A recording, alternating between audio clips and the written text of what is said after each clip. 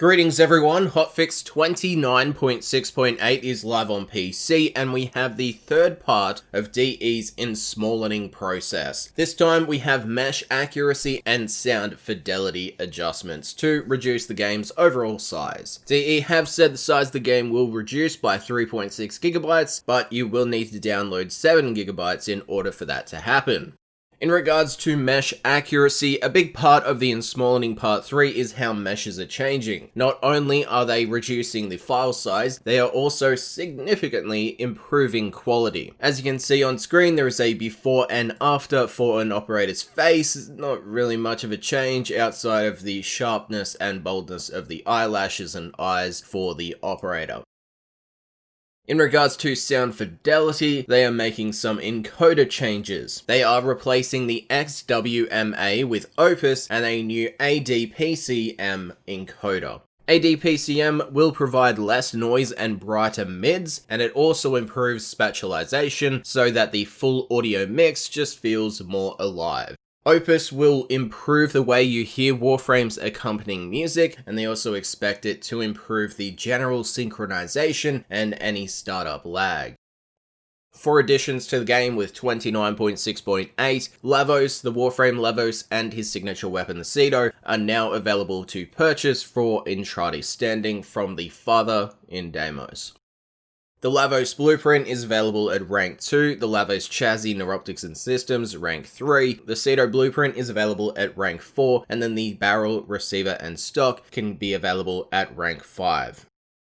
They've also added missing Orphix Venom leaderboards to the archive section of the leaderboards in the game. For the game's changes, they added a confirmation prompt when selecting to remove all mods in the upgrade screen to alleviate accidental removals, with a note from DE that accidental removal happen quite frequently when using a controller due to the button to remove a single mod and all mods being the same. It's also dependent on whether your controller cursor is over a mod at the time. Now they also tweaked Kuvalich login transmissions, probably so they don't play at each login, and minor improvements were made for the Cedo's firing animation.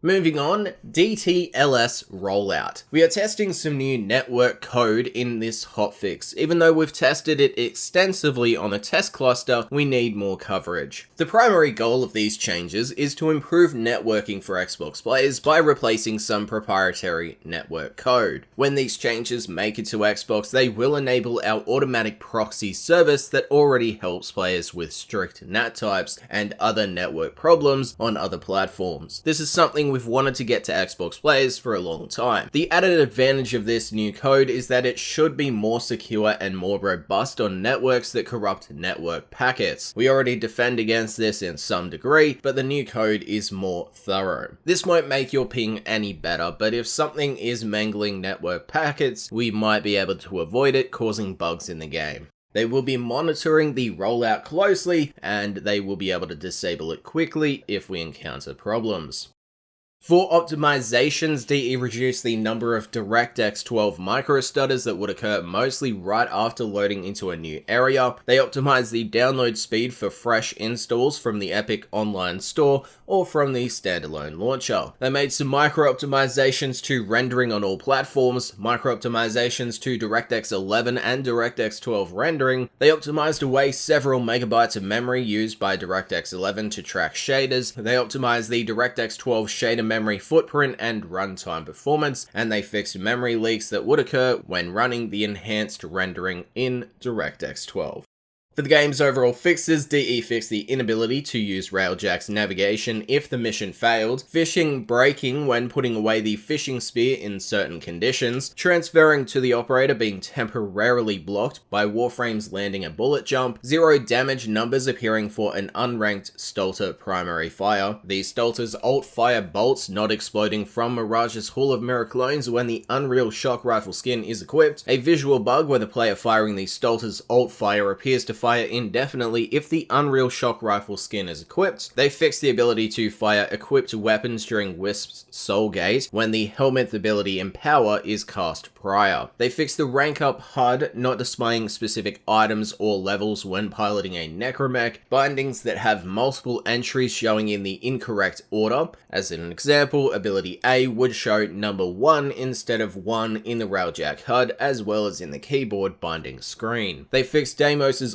Isolation Vault bounties displaying with no expiry when in reality the rewards do rotate. They fixed Necromech waypoints not being the standard numbered waypoint. They fixed Bone Widow's shield appearing on other Necromechs in the arsenal if you were just looking at Bone Widow and it had a skin equipped. Yuriko's reveal not appearing for her transmission despite Old Mate Syndicate standing. They fixed the Hecaton shotgun skin reload animation when equipped on the Cedo.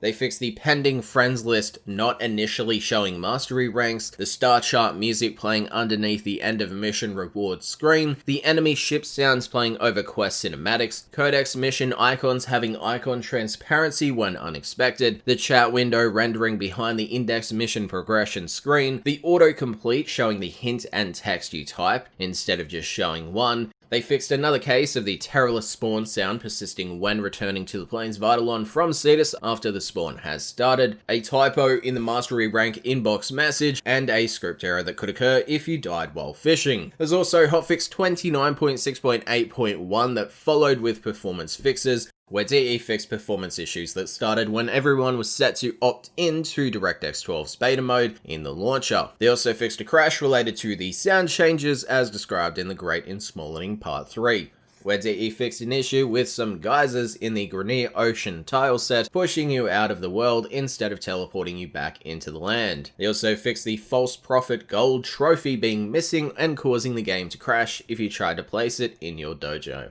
Once again, that was Hotfix 29.6.8 and its follow-up Hotfix 29.6.8.1. Thanks for watching, and yeah, bye.